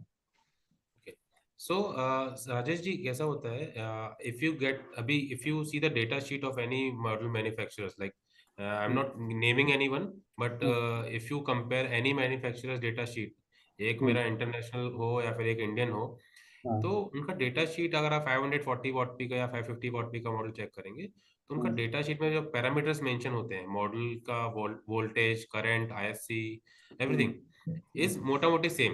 Okay, and even if you do the PVC simulation also, उसमें ज्यादा मेजर चेंज दिखता नहीं है, क्योंकि ये सारी चीजें दिखाई जाती हैं पेपर पर। But as these are Dushyant ji, standard, yes sir. हाँ, और जैसे दुष्यंत जी ने बताया कि जब आप बाय कर रहे हैं मॉड्यूल, तो उससे पहले आप एक सैंपल आप चेक कर सकते हैं। दूसरा, अगर आप डेटा शीट पे ही कंपेयर करना चाहते हैं तो what you can do, you can just check for the temperature coefficient, that is one of the important factor जो आपको आपके प्लांट का परफॉर्मेंस डिसाइड करता है, वो कितना होगा। दूसरा, आप जो मैन्युफैक्चरर, इनकेस आपका कोई एक्सपीरियंस नहीं है, किसी नए मैन्युफैक्चरर के संग कस्टमर चाहता है कि आपको XYZ मैन्युफैक्चरर के संग जाना है, या फिर आपके पास कोई डायरेक्टली नया मैन्युफैक्चरर आता है, तो you can directly ask the performance report of their existing plant. अगर जैसे आपके पास आपका एक्सपीरियंस नहीं है एक्जीटेक के साथ में, तो यू कैन आस्क कि आपने कहीं प्लांट लगाया हुआ है 1 मेगावाट का या 100 किलोवाट का, जहाँ का performance you can check, that's the best data sheet you can get. बाकी डेटा शीट छापने के लिए तो मैं भी छाप सकता हूँ कि हाँ 20% एफिशिएंसी, आप 25% उस एफिशिएंसी। चीज को गलत वे में मत लीजिएगा। मेरा सबसे पहले है आपके जो सेल्स के सर आपका परफॉर्मेंस आवाज थोड़ा कम आ रहा है, राजेश सर आपका आपके आवाज जो थोड़ा कम आ रहा है। आपके जो यहाँ के सेल्स पर्सन हैं मिस्टर अमित सिंह करके, उनसे मेरा इंटरेक्शन हो चुका है और हम लोग प्लान कर रहे थे एक्सीटेक का यहाँ पे अपने मार्केट में लाने का। ठीक है, जी, तो इस वजह से हमारे जो टेक्निकल क्वेश्चन थे वो आपके पास आ रहे हैं। नहीं नहीं अदरवाइज सर, बिल्कुल हाँ, वेलकम मतलब सर। अगर यार आई आपको मीन वैसा लग रहा है तो आपको बता दें कि क्वेश्चन आने का चांसेस यही है कि हम अगर इंटरेस्टेड हैं तो पूछेंगे। ठीक यस है, यस, तो उस चीज को गलत वे यू में आर नहीं मोस्ट लीजिएगा। Welcome sir. हाँ, और दूसरा ये है ना कि जैसे आपने बताया कि ठीक है टेम्परेचर का हम लोग अगर देखते हैं तो एक एक ना पैरामीटर हम जानना चाहते हैं, क्या स्टैंडर्ड होता है इसका कि हम उसको देख सकें या किस तरीके से चेक करें? जैसे आपने बताया टेम्परेचर चेक करना, तो उसका क्या जी, पैरामीटर है? तो temperature is one of the factor. Hmm, बाकी as I said, data sheet में तो आप लोग यूजली हम लोग कंपेयर करते हैं, बट डेटा शीट कंपेयर मत कीजिए। आप किसी से परफॉर्मेंस रिपोर्ट चेक ले लीजिए, तो वो बेस्ट आपका परफॉर्मेंस होगा। आप कोई भी मैन्युफैक्चरर आप कंपेयर करते हैं तो आप उनका एक एग्जिस्टिंग प्रोजेक्ट का रिपोर्ट लीजिए। आप डेटा शीट से तो आपको भी आइडिया नहीं मिलेगा, क्योंकि डेटा शीट तो आप सही विक्रम का भी बात है। सेम वो जो होगा, लिख के दे वानी रहे का हैं, भी सेम। वो जो लिख के दे रहे हैं वो तो अपने लिए अच्छा ही लिखेंगे, कोई भी उस तरीके एग्जैक्टली से। नहीं सर, रिपोर्ट तो मेरा परफॉर्मेंस रिपोर्ट अगर आप देखेंगे, प्लांट के मॉनिटरिंग रिपोर्ट की बात कर रहा हूँ मैं। तो प्लांट की मॉनिटरिंग, अगर कोई प्लांट लगाया हुआ है किसी जगह पर, उसका डेटा आप लीजिए, that will resolve your issues. बाकी तो क्या है कि मैं डेटा शीट पे तो आपने भी, आपके पास भी इतना एक्सपीरियंस है, तो आप कोई भी मैन्युफैक्चरर का रिपोर्ट आपका डेटा शीट देखेंगे। बेसिकली हम लोग क्या देखते हैं, कभी भी जो हम अपने प्रोजेक्ट पे मतलब पहले हम बोलना चाह रहे थे बट उसमें टाइम नहीं मिला अपना। हम लोग जो देखते हैं वो ये देखते हैं कि ग्लास का क्या है। और नॉर्मली देखिए, जो नॉर्मली सभी लोग देख पाते हैं वही देखते हैं, ग्लास का क्या है। और उसका जो एल्युमिनियम का ये आता है, फ्रेमिंग आता है, उसका क्या ये है, और इफिशियंसी क्या है। नॉर्मली तो यही देखा जाता है। तो कुछ अगर आप अच्छा इंफॉर्मेशन दे सकते हैं जिससे हम लोग आगे और वेरीफाई यस करें, तो वो भी थोड़ा अच्छा रहेगा। Yes yes sir. Dushyant, can you please help, और क्या पैरामीटर्स हम चेक कर सकते हैं जो राजेश जी ने बताया, कि एक तो एल्यूमिनियम का क्वालिटी देखते हैं अपना, इवन समटाइम्स हम लोग फ्रेम का थिकनेस भी चेक करते हैं, तो उसके अलावा और क्या चेक कर सकते हैं जिससे हमको नहीं एक सर, प्राइमा फेसी आइडिया आ जाए कि ये सर ने सही चीज बोला कि एक कोई भी आदमी जिसको उसके बारे में टेक्निकल नहीं पता, तो विजुअली हम लोग यही दो चीजें ही देख सकते हैं एस्थेटिकली, कि फ्रेम का थिकनेस क्या है, वो उसकी क्वालिटी क्या है, और ग्लास क्या है, बस। सर इसके अलावा और भी चीजें हैं। We can also check the weight of few modules. हम कुछ मॉड्यूल्स का वेट भी चेक कर सकते हैं। अभी रीजन बीइंग व्हाट, कि अगर मैं मोनोफेशियल की बात करूं तो 3.2 mm का भी ग्लास आता है मार्केट में, 2.8 mm का भी ग्लास आता है। ठीक है, तो अगर 2.8 का ग्लास है और 3.2 mm का ग्लास है, तो उसमें करीब करीब 3 kg का वेट डिफरेंस मिल जाएगा हमें। तो ये भी एक तरीका है। VOC हम चेक कर सकते हैं कुछ पैनल्स का। इसके अलावा अगर हमारे मॉड्यूल साइट पे लगे हैं, साइट पे लगने के बाद अगर हमें कुछ इंस्पेक्शन करता है, तो we can use thermal imaging. हम थर्मल इमेजिंग कर सकते हैं, जिससे हमें हॉट स्पॉट के बारे में जानकारी मिलेगी। हमारे जो जंक्शन बॉक्स हैं उनकी क्वालिटी के बारे में जानकारी मिलेगी। ये तो चीजें हो गई जो हम मतलब अपने EPC के लेवल पे हम देख सकते हैं। बाकी कुछ चीजें हैं जैसे विजुअल इंस्पेक्शन होता है, तो वो क्राइटेरिया अलग IC के हिसाब से बने हुए हैं, वो हम भेज सकते हैं आपको, कि भाई सेल टू सेल गैप कितना होना चाहिए। एक चीज और आती है कि हमारा जो मॉड्यूल का फ्रेम होता है, फ्रेम से और जो हमें सेल विजिबल है, जो फ्रेम से सेल विजिबल है, उन दोनों के बीच का डिस्टेंस एक मिनिमम कितना है, that should be nearly 10 mm, तो 10 mm के आसपास होना चाहिए अगर टॉप बॉटम जा रहे हैं। ठीक है सर, कि जो हमारा करंट कैरिंग पार्ट है और उससे बेसिकली ग्लास जो एज है, ग्लास का जो एज होता है, that should be minimum 10 mm। वो एक स्टैंडर्ड है IC का, क्योंकि जब हम बहुत सारे मॉड्यूल्स को सीरीज में कनेक्ट करते हैं, तो उसकी वजह से हमारा लीकेज करंट का प्रॉब्लम आने का चांस रहता है। तो वो देखना चाहिए कि हमारा कोई भी करंट कैरिंग पार्ट से मिनिमम जो डिस्टेंस है वो कितना है। ठीक है सर, बेसिकली और इसके अलावा जैसे फ्रेम में भी आते हैं कि कॉर्नर पे कोई गैप तो नहीं है, उसकी फिनिशिंग कैसी है। पीछे साइड बहुत इंपॉर्टेंट चीज होती है, एक सीलिंग होती है, बैक सीलिंग, जिसको हम लोग क्या करते हैं, बहुत बार हम लोग उसको ढंग से नहीं चेक करते हैं, मिस आउट कर जाते हैं। बैक सीलिंग हमारे मॉड्यूल की लाइफ के लिए बहुत इंपॉर्टेंट है। That should be proper back ceiling. वो हमें उसका एक बिडिंग दिखना चाहिए पीछे से, ऐसा नहीं होना चाहिए कि उसमें गैप है कहीं पे, यूनिफॉर्म नहीं है। बहुत से मॉड्यूल्स जिनके यहाँ भी ऑटोमेटिक फ्रेमिंग लाइन नहीं है, उनके यहाँ बैक सीलिंग प्रॉपर नहीं आती है। इंडिया में बहुत सारी अभी भी मॉड्यूल मैन्युफैक्चरिंग लाइन है जो फुली ऑटो नहीं है। तो खाली एक ऑटो मैन्युफैक्चरिंग प्लांट से ही आपको fully uniform back ceiling module में मिलेगी। आप किसी का भी लोगे तो नहीं मिलेगा, आप बैक सीलिंग आपको यूनिफॉर्म मिलेगी नहीं। और जब बैक सीलिंग प्रॉपर नहीं होगी, तो उस केस में मॉइस्चर और इन सब का इंग्रेस मॉड्यूल के अंदर हो सकता है, तो मॉड्यूल फेल होने के चांसेस बहुत ज्यादा हाई हो जाते हैं। तो अगर हम विजुअल इंस्पेक्शन की ही बात करें तो इसमें बैक सीलिंग बहुत इंपॉर्टेंट है। हमारे जो जंक्शन बॉक्स हैं क्या वो अच्छे से क्योर हो चुका है या नहीं हो चुका, हम उसको भी थोड़ा सा प्रेशर देके खींच के देख सकते हैं 2-3 पैनल्स पे सैंपलिंग बेस पे ही। फ्रेम को भी देख सकते हैं क्योंकि वो, और जंक्शन बॉक्स का कैप खोल के उसका पोर्टिंग भी चेक कर सकते हैं उसमें प्रॉपर पोर्टिंग है कि नहीं है। एक बार मॉड्यूल हमारा प्लांट इंस्टॉल हो गया तो thermal imaging is the best part, और इसके अलावा जनरेशन तो हम वेरीफाई करते ही हैं, सारे लोग करते हैं। ठीक है, और मॉड्यूल परचेज करने से पहले की बात करूं, बिफोर परचेजिंग तो हम सबसे पहले BOM is the most important thing कि बिल ऑफ मटेरियल कौन सा यूज हो रहा है। बिल ऑफ मटेरियल में भी सबसे इंपॉर्टेंट है सेल, कि this company is using which cell, ये कंपनी कौन सा सेल यूज कर रही है, कौन सी कंपनी का सेल यूज कर रही है, क्योंकि सेल में ही more than 70% the costing of module is totally related with the cell. तो कौन सी कंपनी का सेल यूज कर रहा है, इट शुड बी टियर 1। पहली चीज, कोई भी सेल आप नहीं यूज कर सकते हैं, जो भी सेल है वो टियर 1 होना चाहिए। इसके बाद स्टैंडर्ड बॉम है। बॉम के लिए आप एक तो किसी भी मॉड्यूल मैन्युफैक्चरर से आप उनके बीआईएस का, जो हम लोग बीआईएस टेस्टिंग कराते हैं सर, उसका एक सीडीएफ बनता है। सीडीएफ मतलब जो लैब है उस सीडीएफ को अप्रूव करती है, तो हम उनसे उसका सीडीएफ मंगा सकते हैं कि उसने जब टेस्टिंग कराई है तो टेस्टिंग में कौन सा मटेरियल यूज किया है सैंपल्स में अपने। तो हम उस सीडीएफ के बॉम को, और जब मॉड्यूल मैन्युफैक्चर हो रहा है एक्चुअल में प्लांट में, उन दोनों को वेरीफाई कर सकते हैं कि इट शुड बी सेम, कि जिसके साथ इसने जिस मटेरियल के साथ टेस्टिंग कराई है सेम है या नहीं है। पता चला ग्लास उन्होंने डाला हुआ है बोरोसिल का टेस्टिंग के टाइम, और जब यूज कर रहे हैं तो गोविंद का यूज कर रहे हैं, तो फॉर एग्जाम्पल, तो वो आपको हमें वेरीफाई करना है, क्योंकि जो टेस्टिंग में मटेरियल जाएगा that will be up to date, वो एक्यूरेट होगा मटेरियल, उसमें कुछ कमी नहीं हो सकती है क्योंकि वो टेस्टेड है, तो हम उस पर रिलाई कर सकते हैं। तो बॉम चेक कर सकते हैं। ठीक है, अगर ऑर्डर क्वांटिटी ज्यादा है we can have our own inspection, हम अपना खुद का थर्ड पार्टी इंस्पेक्शन करा सकते हैं मैन्युफैक्चरिंग के time, during the manufacturing. EL images check कर सकते हैं मॉड्यूल्स की, नहीं सारों को नहीं चेक कर सकते, तो मतलब एक सैम्पलिंग के हिसाब से ईएल इमेजिंग कर सकते हैं।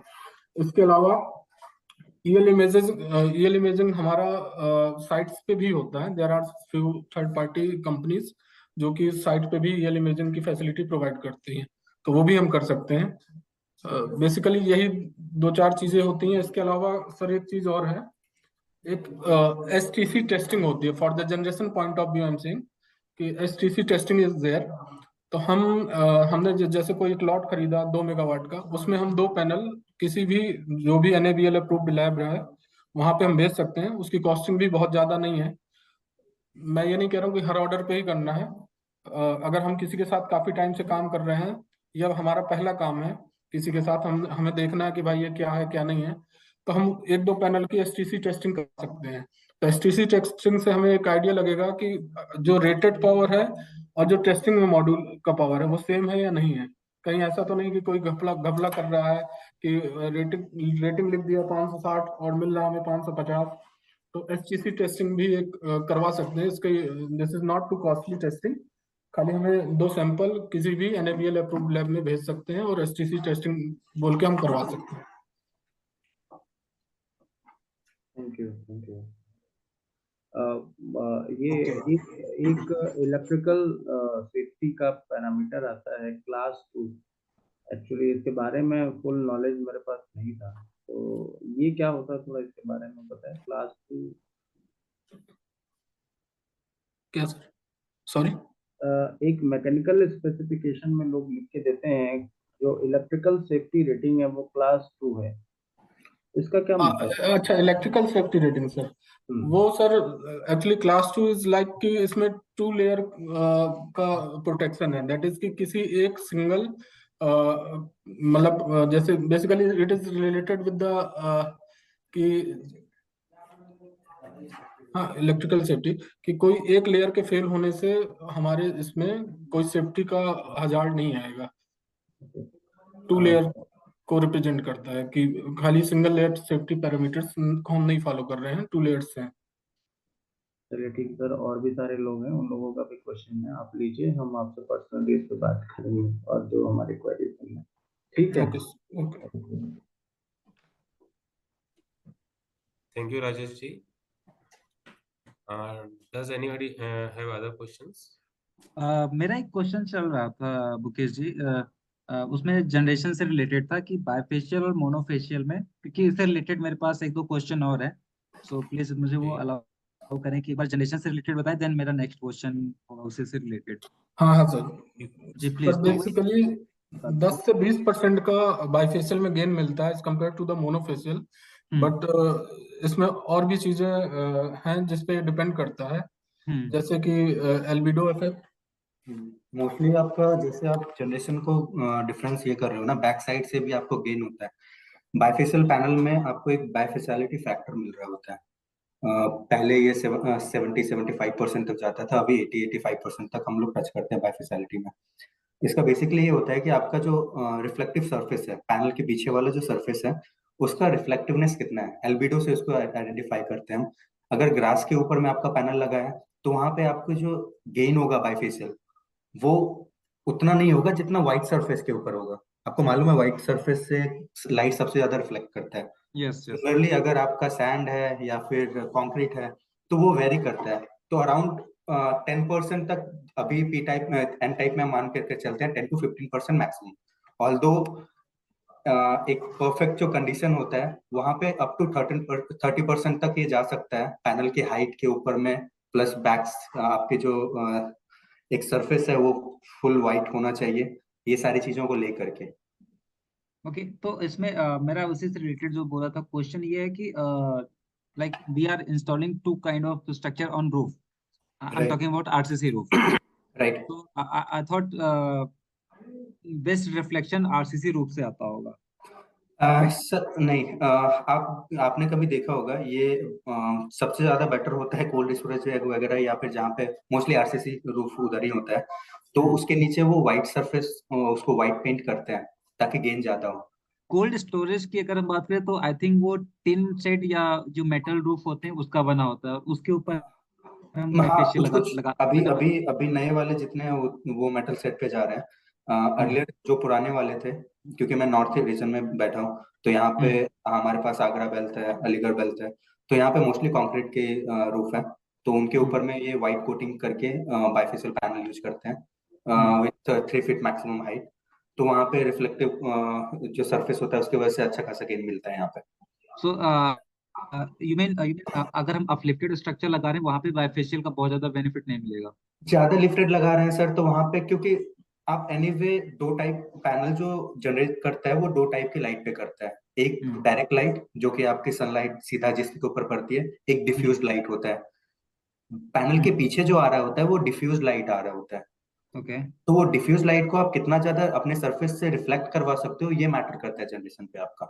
Okay okay right. सो जैसे टिन शेड वाला जो हम बात कर रहे हैं या मेटल रूफ जो बात कर रहे हैं, सो जो हम मेटल रूफ के ऊपर डायरेक्ट हम एल्यूमिनियम रेल के साथ जो हम डायरेक्ट स्ट्रक्चर पे पैनल लगाते हैं, राइट, क्या वहां पे भी हम बाइफेशियल प्रेफर कर सकते हैं या फिर वहां पे मोनोफेशियल ही ठीक रहेगा? सर बाइफेशियल, अब जैसे मैंने बताया ना, मोनोपर्क के टाइम से हमारे पास बाइफेशियल पैनल्स हैं। अगर आप ग्लास टू ग्लास, क्योंकि अभी जो कॉस्ट डिफरेंस है वो उतना ज्यादा नहीं है, क्योंकि सेट के ऊपर कहीं ना कहीं हीट रहता है, उसके हिसाब से वो सारी चीजें देख करके आप ग्लास टू ग्लास जा भी सकते हो, नहीं भी जा सकते हो, टोटली अपॉन यू कि आपको जाना है कि नहीं। मोस्टली तो होता है, रिकमेंडेड नहीं होता है, क्योंकि आप वहाँ पे बाइफेशियल गेन आपको कहीं मिलता ही नहीं है, क्योंकि गैप नहीं है उसके बीच में ज्यादा। हाँ 10 mm के आसपास, क्वेश्चन 100 mm मैक्सिमम गैप आप दे करके इंस्टॉल कर रहे होते हो पैनल को, तो कहाँ से आपको मिलेगा सर? रिफ्लेक्शन नहीं आएगा यू में। राइट, लाइट आएगा ही नहीं सर, डिफ्यूज लाइट वहां पे कहीं पे एंटर ही नहीं होता है, बैक पीछे ब्लैक ही हो जाता है ऑलमोस्ट, लाइट आता ही नहीं है कुछ भी। ओके सेकंड क्वेश्चन मेरा ये था कि ये एक स्टैंडर्ड क्वेश्चन है, सोलर पैनल के साथ आप लोग कौन सा क्योंकि आप लोगों ने इस पे ऑफ कोर्स रिसर्च किया होगा कि विंड प्रेशर कहाँ पे कैसा है, सो नेट बोल्ट पे प्रेफर करते हैं, क्लैंप पे, या कोई और मेथड प्रेफर करना चाहेंगे पैनल्स को जो होल्ड करने के लिए इंस्टॉलेशन के सर अलग अलग स्ट्रक्चर के ऊपर में अलग अलग ये डिपेंड करता है। अगर आप रेल वाले स्ट्रक्चर में जा रहे हो, क्योंकि क्लैंप अगर आपको लगाना है या नहीं लगाना है ये आपके स्ट्रक्चर के ऊपर में आता है, डिपेंड करता है। एक तो costing को price में कर सकता है। एल्यूमिनियम स्ट्रक्चर के साथ तो आई थिंक वो रेल सॉरी ये क्लैंप ही है। क्लैंप ही आता है, राइट। बट नॉर्मल जो स्टैंडर्ड स्ट्रक्चर है जो हम गैल्वनाइज वाला यूज करते हैं एंगल पे, सो वहाँ पे हमारे पास दोनों ऑप्शन है, नट बोल्ट का भी है एंड क्लैंप का भी है। लेकिन बड़े साइट के लिए सर क्लैंप ही जाता है, क्योंकि इजी टू इंस्टॉल होता है। अगर आपको कभी पैनल रिमूव करना है तो उसके लिए ज्यादा दिक्कत नहीं होता है। क्लैंप के साथ में क्या है कि क्लैंप अगर मतलब एक फिक्स हो जाता है आपके साथ में, वो पैनल को एक स्टेबली पकड़ के रखा होता है। नट बोल्ट में हमेशा ये रहता है, कहीं पे भी अगर लूज होता है तो उसके वजह से फिर वो पैनल में वो जब हवा चलेगी तो हिलना डुलना स्टार्ट होगा, तो वो इशू होता है वहां पे। बट छोटे क्लैंप छोटे प्लान के के लिए साथ आप जो नट बोल्ट पे एक्चुअली जा सकते हो। मेरा क्वेश्चन इसलिए भी था कि क्लैंप के साथ, क्योंकि क्लैंप ज्यादा प्रेफर किया जाता है, आप सही बोल रहे बड़े हैं। में इसलिए मेरा ये क्वेश्चन था कि क्लैंप अगर हम लगाते हैं तो सपोज एक टेबल है, अगर एक क्लैंप हमारा ढीला हो गया आंधी तूफान या जिससे भी, सो वो पूरा का पूरा टेबल निकल जाता है। क्लैम्प के लिए आपके पास एक्चुअली हमारे पास जो इंस्टॉलेशन गाइडलाइंस है, उसमें वो मैं आपको शेयर कर दूंगा। उसमें क्या है कि अलग अलग पॉइंट्स होता है हमारा, कि अगर आप एक पर्टिकुलर क्लैम्प को कॉर्नर से इस दूरी पे लगा रहे हो तो दूसरा क्लैम्प आपको किधर लगाना है, इसका एक गैप का एक पर्टिकुलर हमने ऑलरेडी आइडेंटिफाई करके रखा है, जो कि हमारे आपको इंस्टॉलेशन मैनुअल में मिलेगा आपको। ओके वो देखना पड़ता है सर। दुष्यंत जी, क्या ये गाइडलाइन शेयर कर पाएंगे हाँ कहीं हाँ, पे? वो अभी मैं भिजवा देता हूँ उनसे आपको। Okay please, thank you so much. ये मेरा क्वेश्चन अभी के लिए यही था। Yes, sir. Thank you So so we will much. share the operation manual with you, and this entire session is available on the YouTube channel of ARAM. We will be uploading it in the next couple of days. Before we take any further questions, so we are introducing our ARAM partner platform. My colleague Tanmay will discuss about it. Okay, so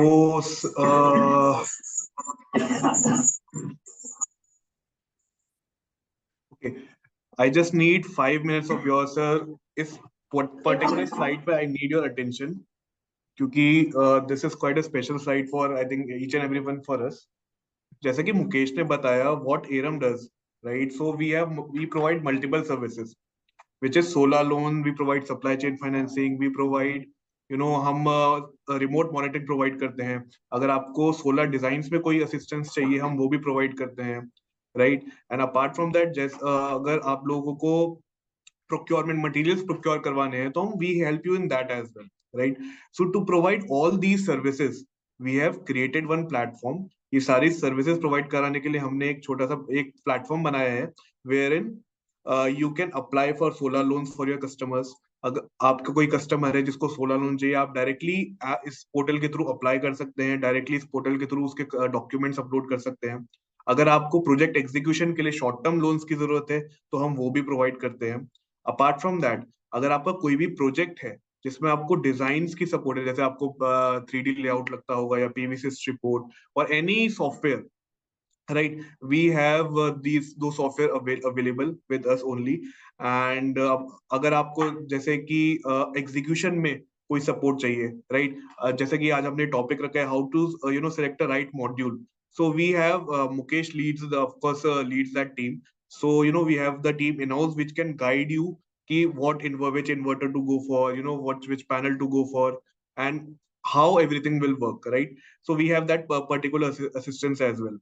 and apart from that, अगर आपको कोई भी materials procure करने हैं तो we have tie ups with multiple vendors. We have created one solar marketplace जहाँ पे आप जैसे it's like Amazon for solar equipments, right, जहाँ पे आप जाके इक्विपमेंट सेलेक्ट कर सकते हैं जो भी आपको चाहिए, end of course the price is competitive, and बाकी चीजें the quotation everything will be digital. So we have created this platform, and you can simply go and sign up to it.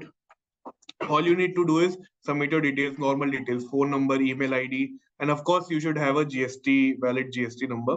And once it is verified, you are free to use all these services, right? And secondly, this REI, we are launching our app as well right now. अब तक ये एक web portal भी था। इस REI जो भी upcoming एक इवेंट है ग्रेटर नोएडा में, renewable energy expo, there we are launching our ARAM partner app, which is specifically for solar EPCs. It's a one-stop solution for each and every EPC where you can avail all these services. So अगर आप REI में आ रहे हैं तो please do come visit our booth as well, क्योंकि we have some great offers on supply chain financing discounts and programs. So we have planned everything for you, and आपको वहाँ पे इस पोर्टल का लाइव डेमो भी मिल जाएगा, right? If you need assistance in demos, या आपको एक पूरा वॉक थ्रू चाहिए पूरे पोर्टल का कैसे होता है, क्या क्या चीजें होती हैं, राइट? तो उसका भी, so we have our customer support manager also in this webinar, Vinayak is here, right, who takes care of all these things. So अगर आपको डेमो चाहिए तो definitely we'll guide you in that as well. So what we'll do is after this webinar, मैं सारी PPTs, whatever you need, the recording of the webinar will share to you. And if you need any assistance and if you want to get on board, you want to know more about the portal, how it works, everything will be communicated to you. So please do reach out to us. And yeah, if this is from my end, अगर कोई भी और आपके questions हैं, and one more thing, the next webinar we are conducting is on mastering solar installation, best practices for efficient and high quality execution. So what we are doing is we have launched this series of webinars, जहाँ पे हमने सबसे पहला webinar किया था design services पे, then उसके बाद this is the second webinar that we have conducted, which is on equipment, which is the solar panel, right? And the next webinar that we are doing is on this solar installation, right? So and we have the best team to guide you in all this process. So please आप अगले next webinar भी join करें. Definitely I'll share the invitation, the registration link to each and every one of you. Yeah. So coming back to questions, अगर आपके कोई भी और questions है तो please. Yeah, I have one last question. So regarding the N-type, bifacial N-type TOPCon.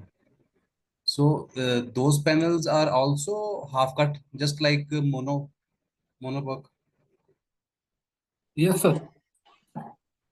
So the TOPCon, they are also half cut technology. Yes, sir. Of course, it's half cut. Basically, the difference is in bus bar, but there are some cells which comes with the 10 bus bar also in TOPCon. So there is like physically it's very difficult to verify it's TOPCon or monoPERC, but the difference is in passivation. So the passivation used in TOPCon is differ as compared to that monoPERC. Right. Thank you. अभी sir क्या मैं बता रहा हूँ ना, तो पहले TOPCon, अभी भी मार्केट में जो TOPCon का स्टैंडर्ड सेल है that comes with 16 बस बार, लेकिन एक दो कंपनी ऐसी भी हैं जो 10 बस बार में भी TOPCon का सेल्स बना रहे हैं. तो उसमें फिर उस केस में थोड़ा सा डिफिकल्ट हो जाता है कि हम कैसे वेरीफाई करें कि TOPCon है या मोनोपर्क है, क्योंकि विजुअली तो फिर देख के नहीं हम वेरीफाई कर पाएंगे. लेकिन जो ये वाला है इसमें कोई फर्क नहीं है. ये तो मतलब 16 बस बार और इसमें फर्क है, तो 16 बस बार को ही आप प्रेफर करिए अभी के लिए TOPCon में. दूसरा एक डिफरेंस आता है उसके कनेक्शन में भी डिफरेंस आता है. कनेक्शन में कैसे सर? टर्मिनल्स पे डिफरेंस आता है. जैसे इसमें लेफ्ट में नेगेटिव होता है तो उसमें लेफ्ट में पॉजिटिव होता है. Okay. Because it's an type. ठीक है, तो राइट, आई अंडरस्टैंड. तो सर जो 10 बस बार्स वाला होता है या 16 बस बार वाला होता है TOPCon, इसकी फिर एफिशिएंसी में डिफरेंस आता है दोनों की आपस में? हाँ सर, एफिशिएंसी में डिफरेंस है ना, क्योंकि उसमें हमने लॉसेस को कम किया. TOPCon की जो टेक्नोलॉजी है उसमें हमने रियर साइड पे पैसिवेशन करके जो सरफेस पे रिकम्बिनेशन हो रहे थे ना, उस लॉस को कम कर दिया है. जो मोनोपर्क में हमारा क्या था ना कि जब हम इसकी स्लाइसिंग करते ना, वेफर को काटते थे, तो एक सरफेस पे इरेगुलरिटीज आ जाती थी जिसकी वजह से वहां पे सरफेस रिकम्बिनेशन होता था. तो उस लॉस को हमने पैसिवेशन करके टनल ऑक्साइड बना के कम कर दिया है. तो वो जब लॉस हमारा कम हुआ तो उसका एफिशिएंसी बढ़ गया ऑटोमेटिकली. लॉस को कम करके हमने एफिशिएंसी को बढ़ाया. नहीं सर, वो तो आई अंडरस्टैंड. जो 10 बस बार वाला TOPCon है और 16 बस बार वाला TOPCon है, इन दोनों में भी डिफरेंस आएगा आपस में एफिशिएंसी में? Efficiency is coming around like 25% to 25.3, 25.4 इतना ही आ रहा है. हाँ, right. Thank you. Yes, Mukesh sir, you can ask. Mukesh Kumar Thakkar ji. Sir mute पे है आप मुकेश सर।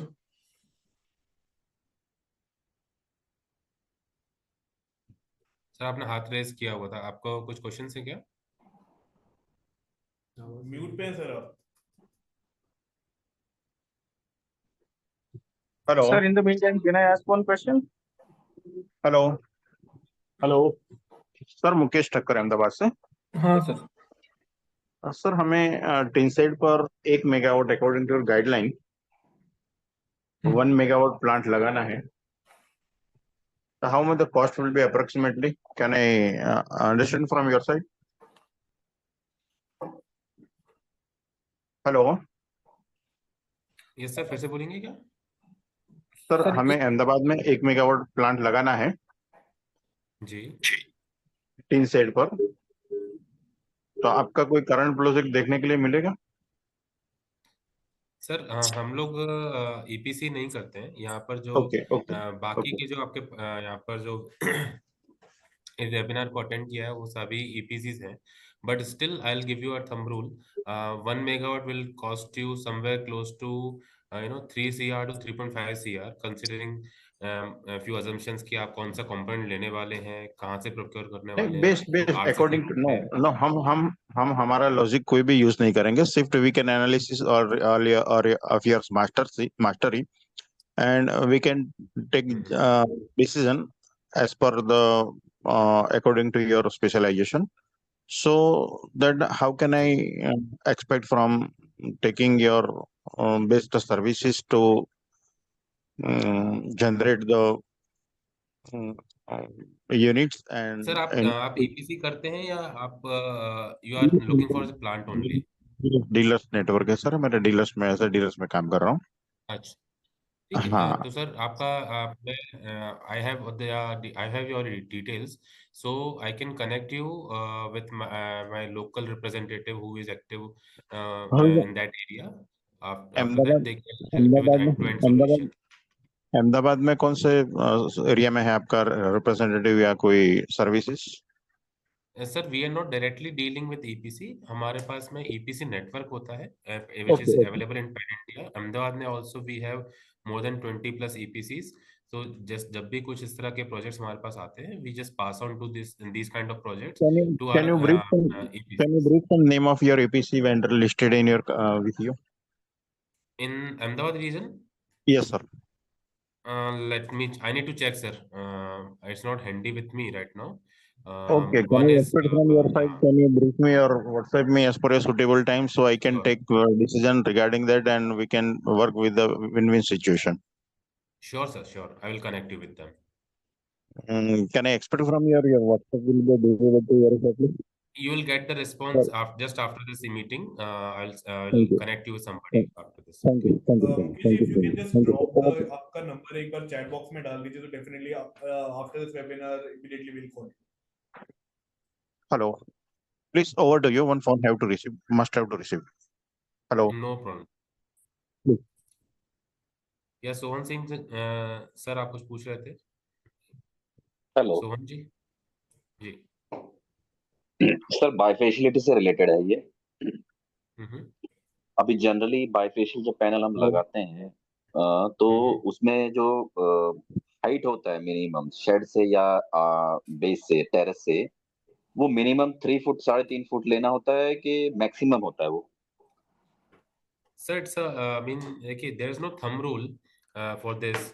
अभी अगर आप उसको 1 फीट 2 फीट से ऊपर रखेंगे, that's a minimum that's a minimum है ना, इज अ रिक्वायरमेंट, और उससे ज्यादा रखेंगे तो बेटर ही जनरेशन होगा।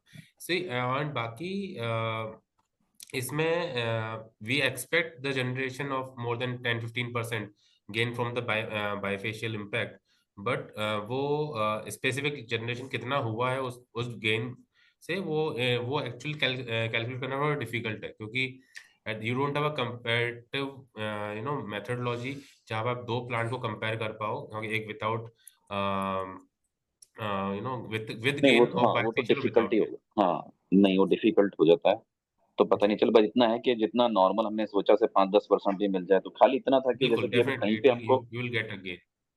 हाँ, कहीं पे हमारे पास ऐसा सिचुएशन आ जाता है ना कि हमने प्लांट लगाया है, उसको 8-10 फुट रेस किया हुआ है, और कहीं पे उसी 8-10 फुट का अगर हमने स्ट्रक्चर क्रिएट किया, तो अगर मिनिमम या मैक्सिमम 3 फुट तक ही जाना है, तो हम बीच में एक कुछ स्ट्रक्चर क्रिएट करके बीच में कुछ पतरा डाल दे, उसको कलर करके ऐसा कर सकते हैं। तो वही पूछना था कि मिनिमम होता है कि मैक्सिमम होता है? अगर मैक्सिमम हाइट अगर 8-10 फुट मिलता है, तो वो भी एक अच्छा ही कहना मतलब।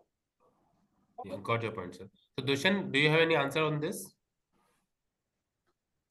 Yeah, I can answer you. Yeah, minimum is 5 feet and maximum you can go even up to 10 feet. Okay. If you're using the bifacial panel.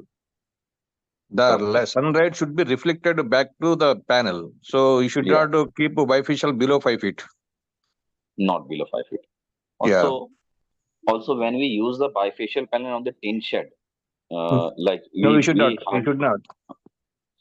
If we use bifacial panel on the tin shed, where the gap between the shed and the panel is around say 4 inch, 100 mm. No, you should not use bifacial panel for the sheds. Technically, you should not use. We should not use it. Yeah. What are the drawbacks, sir, if we use it? The temperature will raise and the efficiency will come down. The purpose of bifacial is both sides the sunlight should be focused. Yeah. So you should not use for the shades. Okay, we should not use on the tin shed for bifacial panel. Yeah. You can go for monopark, not the bifacial. Not for bifacial. Yeah. Somebody is asking about a 1 megawatt EPC. Myself, I'm introducing Surinder Reddy from Hyderabad. My company name is EMAC Energy Private Limited. I can render the EPC services anywhere in India. We are into this field for last 30 years. Ours is the EPC company.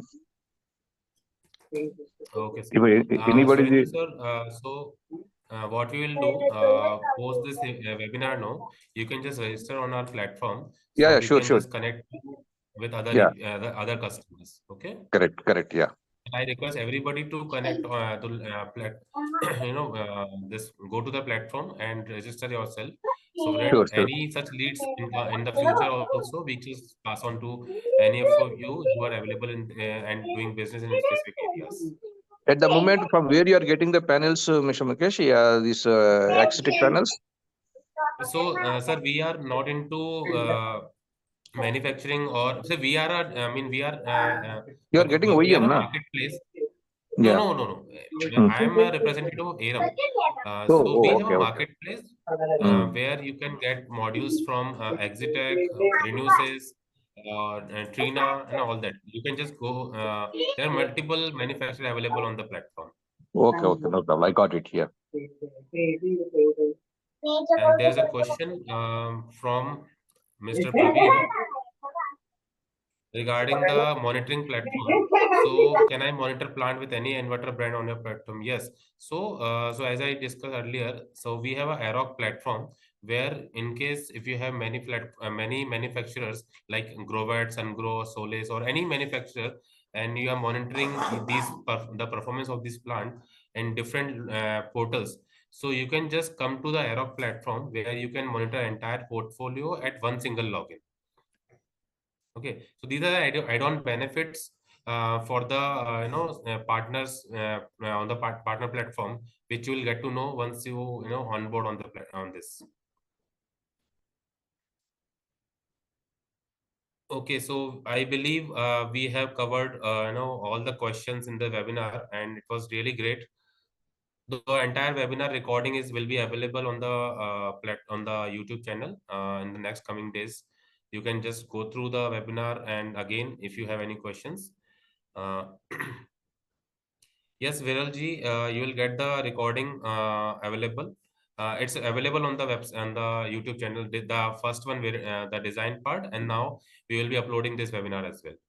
Also, I have dropped the contact number of Vinayak. If you want to, get demos of our portal, please reach out to us on this number. Yeah. Thank you, everyone. Thank you so much for joining. It was. Yes, thank you, everyone. Let's conclude this webinar today.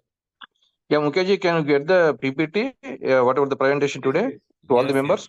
Yes, you will get it. Okay, thank you. Okay.